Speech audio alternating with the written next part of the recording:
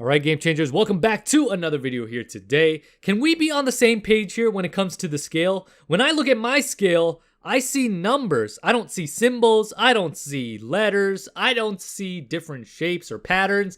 I strictly see only numbers. I've never seen scales that look any different. To me anyways. Maybe I'm not looking at the right scale. Maybe I need to get my eyes checked. I don't know. Maybe you guys have seen a scale that looks like this.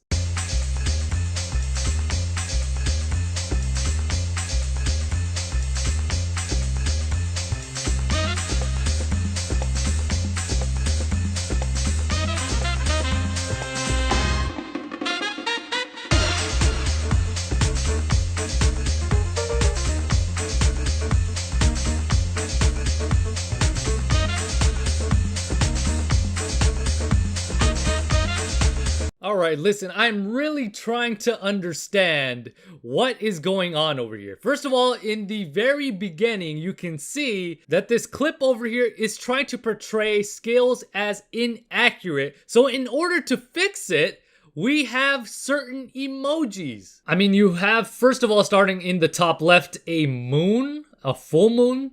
And then on the right, you have a cow. On the bottom right, you have an elephant. And bottom left, you have a whale. What any of these symbols or emojis represent in real life and in accordance to the scale is something that I really don't know. I don't know if anybody can explain that in the comment section below, but to me, I feel like if anybody were to be called any of these things, I think it would be unpleasant. I mean, honestly, would you like being called a cow, an elephant, a whale, or a moon? I mean, I think those are actually worse than seeing numbers. But maybe that's just me. Or maybe this is the way that people identify themselves as now. I mean, you know, in this world that we live in, the culture that we are now in, the society has a different way of leveling up or thinking of themselves in the way that they identify. So maybe they identify. I mean, they step on the scale and whatever it lands on is what they identify as. So maybe if it lands on a whale, they identify as a whale.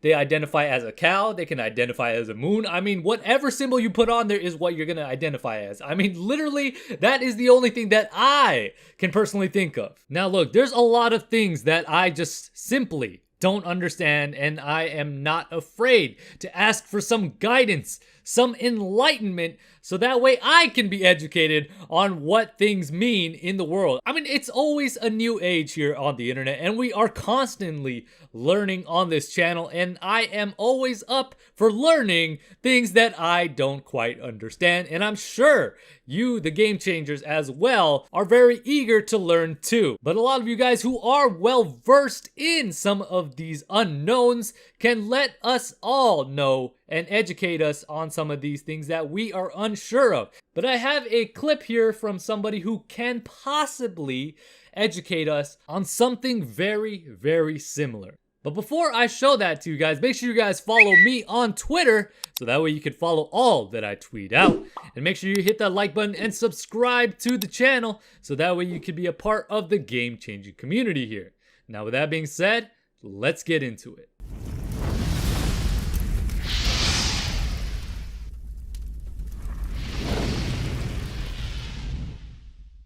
Hi, my name is Virgie Tovar and I'm the author of You Have the Right to Remain Fat. Okay, hold on. I hate to interrupt before the clip is even done, but I just have to ask a question. First of all, I know that the quarantine has had us maybe put on some pounds that we are not so fond of. I mean, they ended up closing the gyms, for crying out loud. There could have been other activities that we could have involved ourselves in to stay active, but let's be honest here, it's just a lot easier when we have a place where we can work out. Not all of us have the room, not all of us have the equipment at home to be able to exercise or work out efficiently as we would being in a gym. But the title of the book that she authored already throws up a red flag. You have the right to remain fat. Okay, I see where this is going. But anyways, let's continue. Maybe she has some other enlightening things to tell us.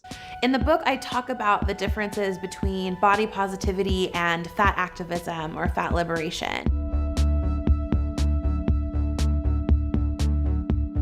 what I've found since body positivity has eclipsed fat activism is that positivity seems to be the biggest, I guess, demand of the movement. The thing is that positivity isn't exactly a political resource. So it's important as we're thinking about moving forward as a political movement, what do we really want? And in fat activism, the demands are pretty clear. Body positivity doesn't have that same focus. Oh, I get it now. So being an activist for remaining fat is now going to be a political movement. Instead of striving to maybe lose weight and be healthier, they want to advocate for being fat and remaining fat as being okay, and now you want to start making demands for it. Okay, got it. If they're gonna be a part of a political movement, you need to know what the purpose, what the vision, and what the plan of that movement is. An issue I have with body positivity is that the face of it becomes increasingly whiter, straighter, and thinner the more that the movement gains traction. Oh, that's a good one. You guys need to put this in bold and bullet these points. Thinner, whiter, and straighter. These are things that we want to get away from. Guys got that? Make sure you guys got those points down. These are very, very important.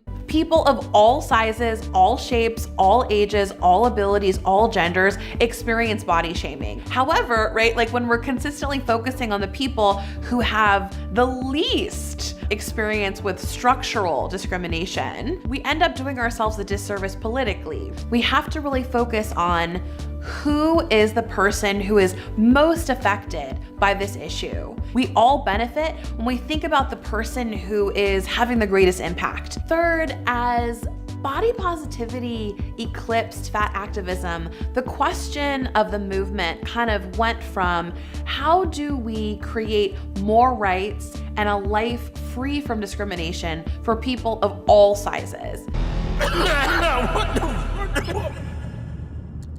Can someone please explain to me what she even said in all of those sentences? Because I'm one of those people who's kind of slow to learn in certain things. I have to question, I have to repeat, I have to listen over and over and over in order to get certain points.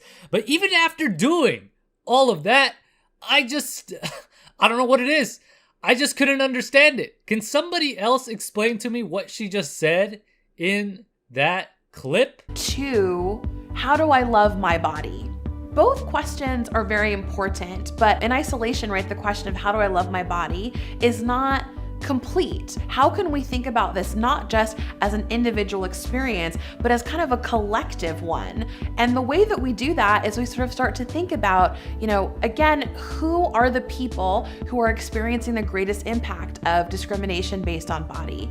And when we kind of think about that, we expand our frame of reference and our political power and our political might beyond just one person to something that can have this extraordinary ripple effect on a cultural level. So basically what she's saying here is instead of you individually, let's say for example, if you are that person facing that discrimination for your weight, we want everybody else to feel equally as offended and as accepting as possible for it. Hold on. I gotta write down quite a bit of notes over here on this one. It's gonna take me a minute. But continue watching the next clip as I continue to make some notes here and jot down what are the important parts of that statement there. I mean, it's very, very important. I mean, don't mind me. And finally, body positivity, body justice is not about slogans. It's about collective change. And I encourage people who are interested in body justice to really think about whether the action that they're taking is about putting a hashtag on something or wearing a piece of clothing that says something, or if it's really about creating change that really needs to happen so that people can live full lives and thrive. Phew, game changers. I mean, we got through it. We got through it together. There was a lot to learn and digest. There were a lot of great lessons to be learned in this clip from a very educational experience, I must say. I mean, honestly, we've never done anything like this before on the channel, but I am always up for an educational experience. I think it's a good thing for us to learn things that we didn't know before. I hope in this video, you guys were able to learn all that you possibly could. I hope you guys were able to take some good notes so that way we can educate the world on those who are not aware of some of the things that we learned today in this video. But anyways, thank you guys so much for spending this time with me learning about the unknown and things that really don't, at the end of the day, matter. But anyways, if you guys enjoyed the video, make sure you guys hit that like button. If you guys are new to the channel, make sure you hit that subscribe button and don't forget to hit the bell to be notified every single time I upload a video. Now with that being said, this is GCP signing off. Hey. Oh, victory, mate. Let's have another. Would have been fun, man.